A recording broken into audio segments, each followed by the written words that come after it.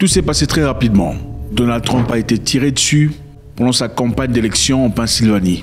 6 minutes seulement après le début de son discours, de multiples coups, du bruit qui au départ paraissait comme des bruits des pétards, étaient en réalité des tirs directs sur la tête de Donald Trump. Quelqu'un le voulait mort. Pour quelle raison? Et qui est cette personne? On va essayer de le découvrir.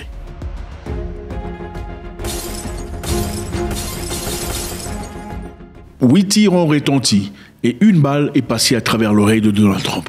Il s'était échappé de justesse. Suivant.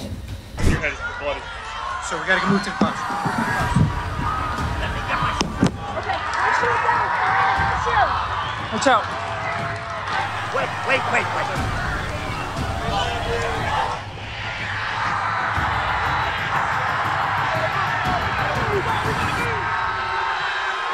Ce qui est intéressant de voir, c'est là, pendant que les agents de sécurité essaient de le protéger, de le couvrir et de le tirer de la scène, Donald Trump dit « Wait. » Attendez. Il lève sa main en signe de victoire. La question intéressante qu'on devrait se poser ici, c'est quand une personne est en danger inattendu, parlons de vous par exemple, vous réalisez quelques secondes après qu'on venait de vous tirer dessus et qu'il y avait le sang qui coulait de votre oreille. Vous avez de la chance d'avoir une équipe d'hommes forts pour vous tirer du danger. Auriez-vous le temps de dire « Wait » ou préfériez-vous immédiatement d'être tiré du danger? C'est la toute première fois qu'on vous tire dessus. Vous êtes en danger. Vous touchez votre oreille, vous voyez le sang couler. Vous ne savez pas identifier si la balle a été ancrée dans votre tête ou pas. Vous ne le savez pas. Auriez-vous le temps de dire « Wait » ou pas? Point d'interrogation. Pourquoi le reste du public n'a pas peur d'être tiré dessus? Pourquoi tout le monde est toujours assis en train de regarder? Bon, imaginons, vous êtes dans une foule, il y a beaucoup de gens et on vient de tirer, quelqu'un est tombé. Quelle serait la réaction générale des Africains que vous connaissez? Les gens resteraient assis ou les gens commenceraient à courir de partout? De peur qu'ils ne deviennent des prochaines victimes. Parce qu'apparemment, tout le monde est très calme. Partons d'une histoire où M. le Président venait d'être tiré immédiatement. Comment peut-on savoir que le tireur ne continuera pas à tirer? Ou qu'il n'y a pas un autre tireur quelque part qui continuerait le travail du premier? Pouvons-nous dire que c'est seulement les Africains qui courent ou il y a une autre réalité que nous ne comprenons pas? Suivant.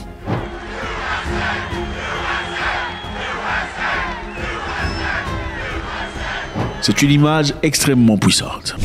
Trump va beaucoup mieux maintenant, mais cet incident aurait eu un dégât catastrophique. On va essayer de voir, comme on l'a dit précédemment, qu'est-ce qui s'est vraiment passé? Qui est bien cet assaillant? Quelles seraient les raisons pour lesquelles il voudrait accomplir une tâche aussi sordide? Il fera maintenant plus de 48 heures après le tir, et beaucoup de questions n'ont pas de réponse. Mais voilà ce que les investigateurs ont pu collecter comme information jusque-là. L'identité du tireur, l'assaillant, Thomas Matthew Crooks, 28 ans d'âge. C'est bien lui qui a tiré sur Trump. Certains spectateurs disent l'avoir perçu avant leur entrée dans la campagne. Et ils ont même mentionné que son comportement était un peu incohérent. Alors ils ont très rapidement informé la police sur place pour essayer de tirer quelques réponses. Mais apparemment, avant que la police eût questionné ce jeune homme, il eut le temps de tirer sur Donald Trump, le président du pays le plus puissant du monde. Entre parenthèses. Il était stationné dans un building à côté, à moins de 450 mètres de Donald Trump. Le tireur était à un niveau plus élevé, donc il avait clairement dans sa ligne de mire Donald Trump. Et voilà l'une des personnes qu'il a vues juste avant l'attaque. We noticed a guy crawling, bear crawling up the roof of the building beside us, 50 feet away from us. So we're standing there, we're pointing at the guy crawling up the roof. And he had a gun, right? He had a rifle. We could clearly see him with a rifle. Absolutely. We're pointing at him. The police are down there running around on the ground. We're like, hey man, there's a guy on the roof with a rifle. And the police were like, huh, what? Like they didn't know what was going on. Quand le gars disait à la police, qu'est-ce que la police faisait? Thomas Crooks, le tireur, s'était servi d'un AR-15 rifle, arme d'attaque. C'est une arme semi-automatique, c'est une arme très populaire aux États-Unis et qui peut tirer plusieurs balles en une seule reprise. Quand les premiers tirs étaient entendus, les agents de service secret s'étaient précipités sur le podium pour essayer de couvrir Donald Trump. Le service secret américain est le service qui est tâché de protéger des présidents de la République et des ex-présidents de la République. Et dans ce cas, Donald Trump. Et ils se sont précipités pour essayer de protéger, de couvrir le président. Mais malheureusement, un spectateur était effacé. Et 2 autres personnes étaient grièvement blessées. Pendant que les supporters de Trump couraient pour sauver leur peau. What just happened?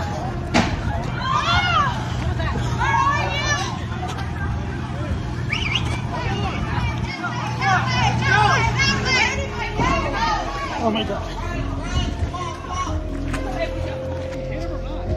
I don't know. I saw him standing after when the cheering was going. Well, he was up. He was standing. That was like 5 shots, bro. Il dit, je l'ai vu se tenir debout pendant qu'il tirait. Donc le jeune homme était debout en train de tirer. Il n'était pas couché, il était donc debout en train de tirer. Quelque temps après l'attaque, les agents de service secret avaient repéré l'attaquant. Ça, c'est l'équipe de snipers missionnée à protéger le président de la République dans des conditions pareilles. C'est bien eux qui avaient dans leur ligne de mire le jeune Crook. Et c'est bien eux qui l'ont fini. Et toute cette histoire s'est déroulée très rapidement pendant quelques secondes. Mais ça aurait bien pu être beaucoup plus compliqué. Quelques temps plus tard, les agents de service secret ont découvert des explosifs dans une voiture. Alors pourquoi Thomas Crook l'a fait? Pourquoi avait-il l'intention de finir Donald Trump? Jusque-là, les rapports officiels disent qu'il travaille tout seul. Est-ce que les raisons de cette attaque étaient politiques? Nous ne pouvons pas le savoir. Pourtant, Crook s'était enregistré comme républicain, donc le même parti politique que Donald Trump. Peut-on être membre d'un parti politique et en haïr le leader? Point d'interrogation. Le FBI a fouillé toute sa vie, cherché tous ses browsers, son historique de recherche pour essayer de trouver des indices ou des éléments qui expliqueraient son attente, mais malheureusement, on n'a rien trouvé. Tout ce qu'on sait, que le jeune homme est licencié en mathématiques, et certains de ses collègues de classe se sont exprimés, disant que c'était un jeune homme intimidé par beaucoup de personnes. A kid that was always alone, he was always bullied every day.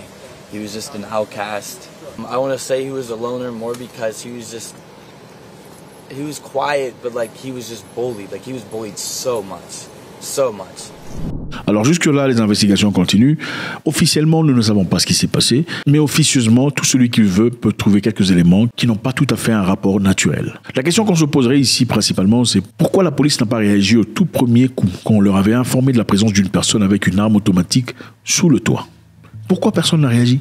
Pourquoi il en fallait plusieurs minutes et 8 tirs avant d'identifier sa location? Et surtout la présence des snipers dont l'objectif principal est de scanner l'environnement, de regarder méticuleusement et s'assurer qu'il n'y a personne d'autre de dangereux dans les parages. Ce qui est intéressant ici est que certaines personnes ont commencé à accuser l'Iran d'avoir voulu instiguer la mort de Donald Trump. Un rhétorique qui a été contré par l'Iran. Depuis l'attaque sur Donald Trump, curieusement, le président Joe Biden a présenté son soutien à Donald Trump, a aussi condamné cet acte barbare. La question qui se pose ici est que est-ce que le soutien de Joe Biden est authentique ou politisé? There's no place in America for this kind of violence, for any violence ever. Period. No exceptions. We can't allow this violence to be normalized. You know, the political record in this country has gotten very heated. It's time to cool it down. Ne serait-il pas lui-même content peut-être de voir un opposant fort en dehors de cette course? Le président chinois a exprimé sa sympathie à l'égard de Donald Trump en exprimant son soutien à la justice et à l'authenticité des choix des Américains. Ce qui est intéressant ici à rappeler que Donald Trump ne veut plus de la guerre, en tout cas pas la guerre en Ukraine. Can you say if you want Ukraine or Russia to win this war? I want everybody to stop dying. They're dying. Russians and Ukrainians. I want them to stop dying. J.C. Vance travaillera comme vice-président de Donald Trump, s'est exprimé ouvertement disant que la première chose qu'ils feront, c'est finir la guerre en Ukraine. Et pour finir la guerre en Ukraine, vous savez, les demandes de Vladimir Poutine étaient très claires. Il veut qu'une partie de l'Ukraine soit annexée à la Russie. Et si l'équipe de Donald Trump est décidée à faire cela, ou à faciliter cette tâche, vous pouvez bien vous imaginer qu'ils ne seront pas tout à fait d'accord ou ne seront pas heureux de voir cela arriver. Merci infiniment, le mystère continue et on s'assurera que vous soyez tous bien assis dans le bateau. God bless.